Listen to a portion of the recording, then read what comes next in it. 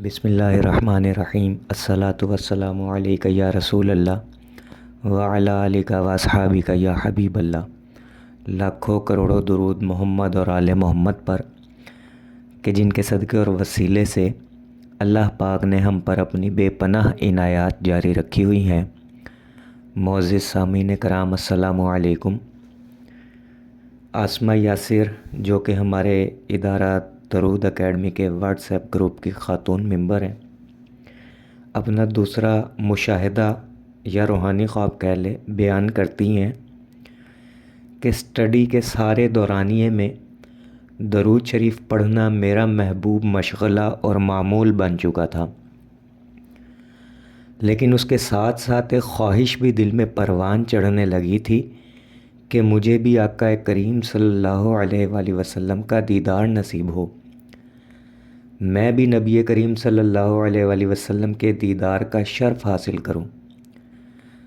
مگر پھر جب اپنے آپ کو دیکھتی تو یہ خیال آتا کہ میں تو بہت گنہگار ہوں، مجھے کیسے زیارت نصیب ہو سکتی ہے۔ بس اسی جوڑ توڑ میں ایک شب درود شریف کا ورد کرتے کرتے سو گئی۔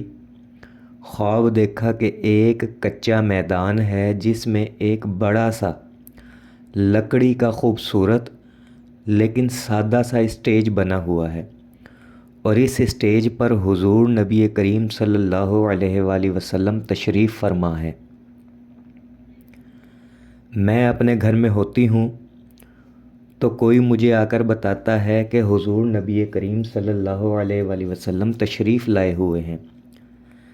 یہ سن کر میں مارے خوشی کے اس میدان کی طرف دوڑتی ہوں جہاں نبی کریم صلی اللہ علیہ وآلہ وسلم تشریف فرما ہوتے ہیں، لیکن پھر میدان کے وسط میں یعنی درمیان میں پہنچ کر یکدم رک جاتی ہوں کہ میں تو خوشی میں بغیر چادر دوپٹے کے آ گئی ہوں، اور یہ سوچ کر نہایت شرمندہ ہوتی ہوں کہ میں کس پاک ہستی کے سامنے بغیر دوپٹے کے جا رہی ہوں۔ بس میری یہ شرمندگی مجھے آگے بڑھنے نہیں دیتی اور میں وہیں رک جاتی ہوں۔ تبھی کیا دیکھتی ہوں کہ حضور نبی کریم صلی اللہ علیہ وآلہ وسلم کا پورا دھیان میری طرف ہی ہوتا ہے۔ آپ کے دائیں ہاتھ کی جانب 4 افراد کھڑے ہوتے ہیں جو کہ غالباً خلفائے راشدین ہوتے ہیں، اور وہ آپ صلی اللہ علیہ وآلہ وسلم سے میرے بارے میں کہہ رہے ہوتے ہیں کہ وہ آ گئی ہے۔ میں نے دیکھا کہ آپ صلی اللہ علیہ وآلہ وسلم خلفائے راشدین کی بات سن کر میری طرف محبت و شفقت سے دیکھ رہے ہوتے ہیں۔ آپ صلی اللہ علیہ وآلہ وسلم کا پورا دھیان مجھ پر اور میری دلی کیفیت و ندامت پر ہوتا ہے۔ تب آپ صلی اللہ علیہ وآلہ وسلم نے اپنے لبہائے مبارک کو جنبش دی اور مکمل یقین کے ساتھ میری جانب اشارہ کر کے فرمایا، یہ ہمارے پاس ضرور آئے گی۔ پس یہ آواز سن کر میری آنکھ کھل جاتی ہے۔ میں اپنی خوش قسمتی پر بے حد حیران ہوتی ہوں۔ پھر میں نے یہ خواب اپنی امی کو سنایا تو انہوں نے مجھے بہت پیار کیا، اور اس خواب کے بعد میری طلب میں مزید اضافہ ہو گیا۔ معزز سامعین کرام، ایک بات کرنی تھی آپ سے، وہ یہ کہ ایک دو لوگوں نے مجھے میسیج سینڈ کیا واٹس ایپ پر کہ جو لوگ آپ کو مشاہدات یا اپنے روحانی خواب سناتے ہیں، کیسے معلوم ہوگا کہ یہ سچ بول رہے ہیں؟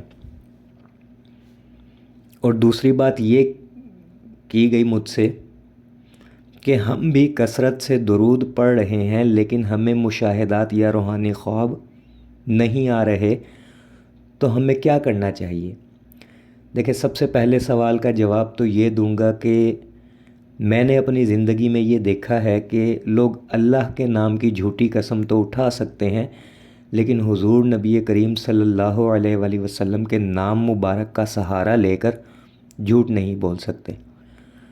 اور ہماری ایمانی غیرت کا تقاضا یہ ہے کہ جب کوئی شخص یہ دعویٰ کرے کہ اس نے خواب میں نبی علیہ الصلاۃ والسلام کی زیارت کی ہے تو ہمیں مان لینا چاہیے، کیونکہ حدیث مبارکہ کا مفہوم ہے، جس نے مجھے دیکھا خواب میں الحق اس نے مجھے ہی دیکھا۔ شیطان میری شکل اختیار نہیں کر سکتا۔ تو ہمیں ان خوابوں کا اعتبار کر لینا چاہیے، اور یہ خواب آپ تک اس لیے پہنچائے جاتے ہیں تاکہ آپ موٹیویٹ ہوتے رہیں، آپ کی روحانیت کی جو گاڑی ہے اس کو دھکا لگتا رہے، وہ سٹارٹ رہے، رکے نہ، درود کا سفر نہ ختم ہو، سفر چلتا رہے شوق میں۔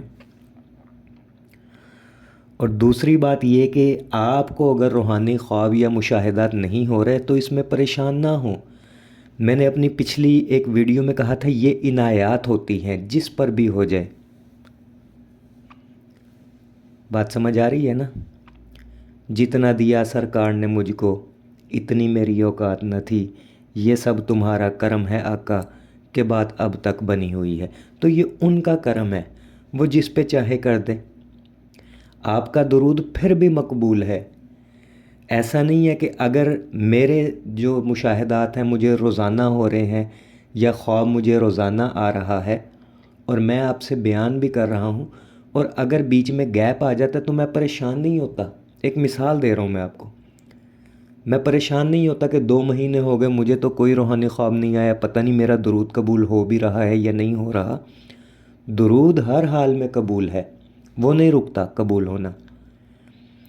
اور آپ جن کے مشاہدات یا روحانی خواب سن رہے ہیں نا، کیا معلوم انہوں نے کتنی محنت کی ہو اپنے اس سفر میں، کتنی محبت اور توجہ وہ دھیان سے پڑھا ہو، تب جا کے انہیں یہ چیز حاصل ہوئی ہو۔ اور آپ یہ سوچتے ہیں کہ ہمیں بھی فوراً حاصل ہو جائے۔ آپ ان کے جیسی محنت کریں، خوب توجہ اور دھیان سے پڑھیں، سیرت کی کتابوں کا مطالعہ کریں، سنت کی کتابوں کا مطالعہ کریں، ہر لمحہ نبی علیہ الصلاۃ والسلام کے بارے میں سوچیں، ان کے خیالوں میں گم رہیں، آپ کو بھی یہ چیز حاصل ہونا شروع ہو جائے گی۔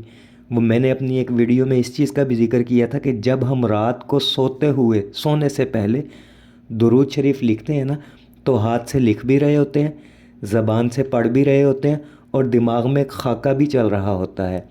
رات کی محنت جب ہوتی ہے تو دن میں کرامتوں کا ظہور ہوتا ہے۔